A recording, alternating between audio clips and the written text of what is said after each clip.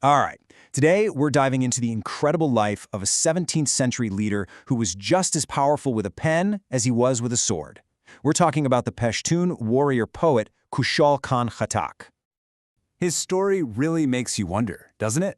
How can a sword and a pen, two things that seem like complete opposites, actually work together to build a nation? Well, Khushal Khan Khattak is one of history's most amazing answers to that question. Let's get into how he did it. So Khushal Khan was born way back in 1613, and his life was this constant balancing act. He was a major leader for the Pashtun people, a group famous for their fierce independence, all while living under the shadow of the massive Mughal Empire. But here's the thing. His power didn't just come from being a great fighter. It came from his words, from his poetry. He truly mastered both the battlefield and the written page. But what's really fascinating is that his story doesn't start with him being a rebel. Not at all. It actually starts with loyalty. For a huge chunk of his life, he was a dedicated ally to one of the biggest superpowers of the time, the Mughal Empire. He was born into the very well-respected Khattak tribe, and just like his father, Shahbaz Khan, he went to work for the Mughals. And he wasn't just some guy in the background, he was good. He rose through the ranks and eventually became a close associate of the emperor himself. And we're not just talking about a desk job here. He was a proven military commander out on the front lines. His courage and his smarts were tested in huge conflicts, like the war against their rivals, the Safavid Empire. By all accounts, he was a loyal and incredibly valuable asset to the Mughals. But that was all about to change, big time. And that brings us to the moment where everything flips. The crucial turning point in his life, the Great Rebellion. This is where the loyal servant of the empire becomes its #1 enemy. So what would cause such a dramatic shift? Well, it was a growing sense of disillusionment.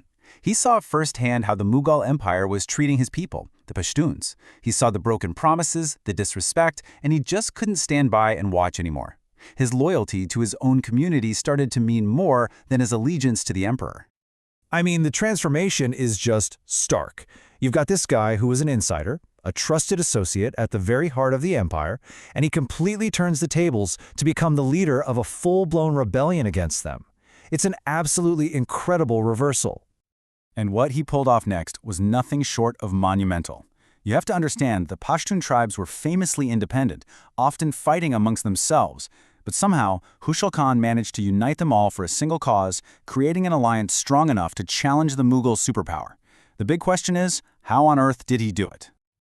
And this is where his two greatest talents really came into play. He didn't just lead with his sword, he led with his pen. He became the unifying voice his people desperately needed.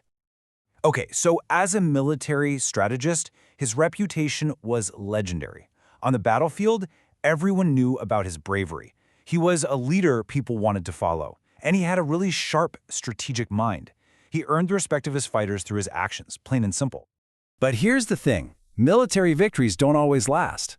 Khushal Khan knew that to build a real, lasting movement, he needed more than just skill in battle. He needed another weapon, one that could win over hearts and minds. And that weapon was his voice. And this was his other, equally powerful side.